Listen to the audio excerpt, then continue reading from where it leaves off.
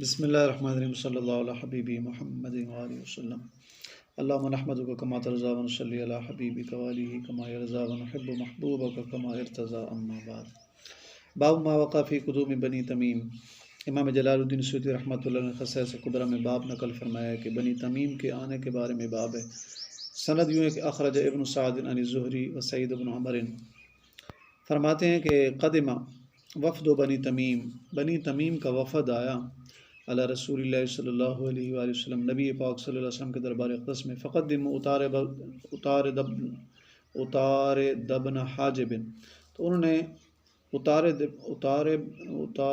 ابن حاجب کو، یعنی پہلے راہ ہے پھر دال ہے، ان کو آگے کیا۔ فخطبہ، تو خطبہ دیا انہوں نے۔ فقال رسول اللہ صلی اللہ علیہ وآلہ وسلم لثابت بن قیس، تو پس نبی پاک صلی اللہ علیہ وسلم نے حکم فرمایا حضرت ثابت بن قیس کو، صحابی رسول، قم، کھڑا تو، فاجب خطیبہم، ان کے خطیب کو جواب دے۔ وما کان دری من ذلک بشیء وما ہی قبل ذلک ما یقول، تو فقام، تو وہ صحابی حضرت ثابت بن قیس رضی اللہ عنہ کھڑے ہوئے۔ فخطب، انہوں نے خطبہ ارشاد فرمایا۔ ثم قام شاعرہم، پھر اس جو بنی تمیم تھے ان کا ایک شاعر تھا، اس کا نام تھا زبرقان، تو وہ کھڑا ہوا۔ فانشد، اس نے کچھ شعر پڑھے۔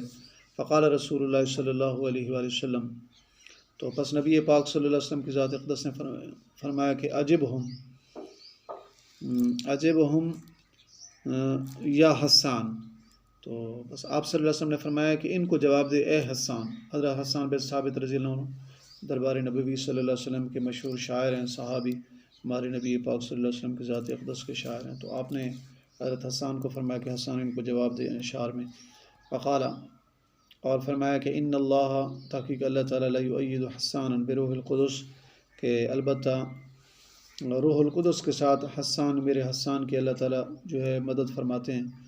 ما نافح عن نبی ہی، کیونکہ حضرت حسان جو ہیں یہ اپنے نبی پاک صلی اللہ علیہ وسلم کی ذات اقدس کا دفاع کرتے ہیں۔ تو فقام حسان، تو حضرت حسان کھڑے ہوئے۔ فانشد، انہوں نے شعر پڑھے۔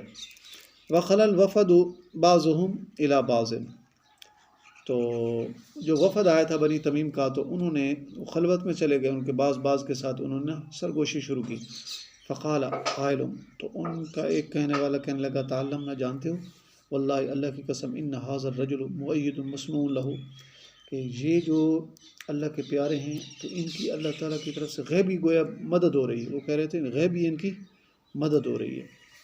واللہ لخطیب اخطب من خطیبنا، اللہ کی قسم، ان کے جو خطیب تھے وہ ہمارے خطیب سے زیادہ خطیب ہیں۔ ولشاعر، اور ان کے جو شاعر ہیں، اشعر من شاعرنا، ہمارے شاعر سے زیادہ شعر کہنے والے ہیں۔ ولہم احلم منا، اور ان کے لیے بہت باری ہم سے زیادہ ہے۔ تو گویا کہ انہوں نے تسلیم کیا اس چیز کو۔ پھر باب قائم فرمایا امام جلال الدین سیوطی رحمۃ اللہ نے، باب الآیت فی قدوم الاعرابی، ایک دیہاتی کے آنے کے متعلق بھی یہ باب ہے۔ اخرج البزار، سند یوں ہے، وابو نعیم عن بریدہ، حضرت بریدہ سے رضی اللہ عنہ، وہ فرماتے ہیں کہ جاء اعرابی الی النبی صلی اللہ علیہ وآلہ وسلم، ایک دیہاتی آیا ہمارے نبی پاک صلی اللہ علیہ وسلم کے دربار اقدس کی طرف۔ فقال یا رسول اللہ، تو وہ عرض کرنے لگا، یا رسول اللہ صلی اللہ علیہ وسلم، قد اسلمت، تحقیق میں مسلمان تو ہو گیا ہوں، فارینی شیئا ازدد بہ یقینا، کہ آپ مجھے کچھ ایسی چیز دکھائیں کہ جس سے میرے یقین میں زیادتی ہو جائے، اضافہ ہو جائے۔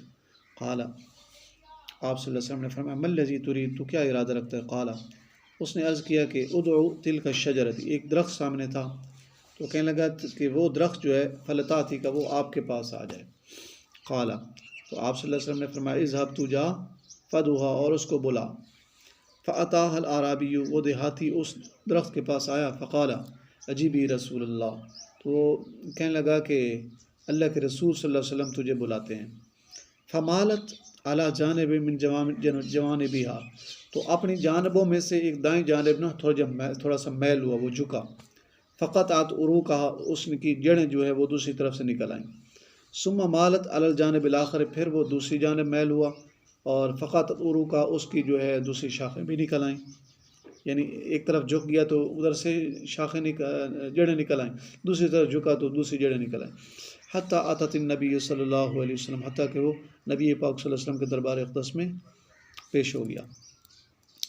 فقالت، اور اس نے درخت نے یوں کہا، السلام علیکہ یا رسول اللہ، اے اللہ کے رسول آپ پر سلام ہو۔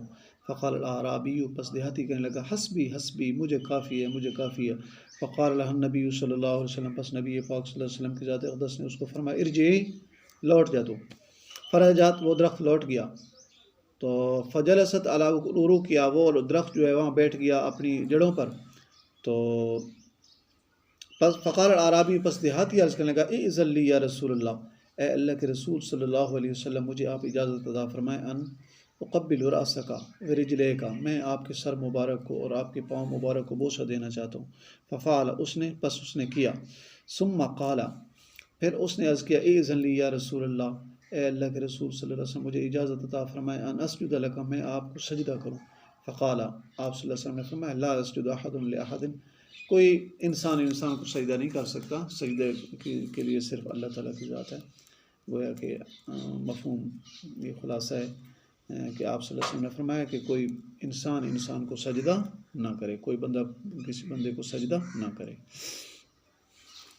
اور پھر دیکھیں کہ یہ ہمارے نبی پاک صلی اللہ علیہ وسلم کی ذات اقدس کے معجزات ہیں۔ پھر محدثین نے باب قائم فرمایا، امام جلال الدین سیوطی رحمۃ اللہ علیہ خصائص کبریٰ میں، باب ما وقع فی حجۃ الوداع من الآیات والمعجزات، کہ حجۃ الوداع کے موقع پر جو آیات، نشانی اور معجزات ہیں تو ان کے بارے میں۔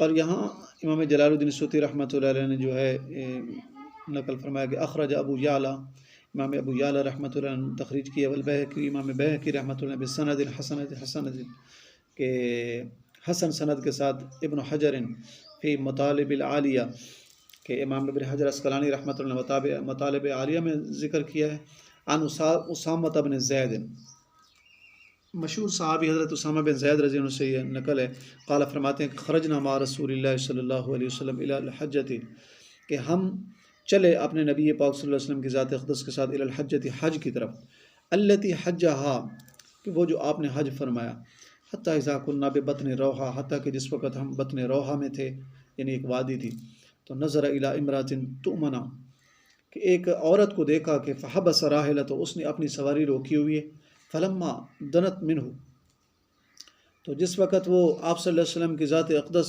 وہاں آپ تشریف لے گئے تو وہ قریب ہوئی، قالت یا رسول اللہ، عرض کرنے لگی کہ یا رسول اللہ صلی اللہ علیہ وسلم، ھذا ابنی، یہ میرا ایک بیٹا ہے، ما افاق من یوم ولدته الی یوم ھذا، جب سے یہ پیدا ہوا ہے آج کے دن تک اس کو افاقہ نہیں ہوا، ایسے بے ہوشی غشی رہتی ہے اس پر۔ فاخذہ رسول اللہ صلی اللہ علیہ وسلم منہا، تو آپ صلی اللہ علیہ وسلم نے اس کا بچہ اس سے لے لیا، ووضعہ فیما بین صدرہ، اپنے سینہ اقدس کے درمیان میں یہاں لگا لیا، وواسطۃ الرحل، اور اس کے سینے، فیما بین صدرہ وواسطۃ الرحل، یعنی آپ صلی اللہ علیہ وسلم نے اس کا بچہ لے کے تو اپنے سینے مبارک کے ساتھ لگایا، سبحان اللہ، اس بچے کی قسمت پہ قربان جائیں۔ ثم تفل فی فیہ، پھر اس کے منہ میں نا اپنا لعاب دہن مبارک، سبحان اللہ، کروڑوں دفعہ قربان جاؤں، اور کاش کہ آپ کا آب دہن ہمیں نصیب ہو، ہمیشہ نصیب ہو۔ تو آپ کا آب دہن آپ نے اس کے منہ میں ڈال دیا، وقالا، اور آپ صلی اللہ علیہ وسلم نے فرمایا کہ اخرج یا عدو اللہ، اے اللہ کے دشمن نکل جا، یعنی وہ جو اس کے اوپر جو سایہ تھا، جنات وغیرہ جو تھے، تو آپ نے اس کو خطاب فرمایا کہ اخرج، نکل جا تو اے اللہ کے دشمن۔ فإنی رسول اللہ، پس تحقیق میں اللہ کا رسول ہوں، ہمارے نبی پاک صلی اللہ علیہ وسلم آپ فرما رہے تھے کہ پس تحقیق میں اللہ کا رسول ہوں۔ ثم ناولہا ایہا، پھر آپ صلی اللہ علیہ وسلم نے اس کا بچہ اس عورت کو دے دیا، وقالا، اور آپ صلی اللہ علیہ وسلم نے فرمایا خذی، اس کو لے لے، فلا باس علیہ، اس کو کچھ حرج نہیں ہوگا۔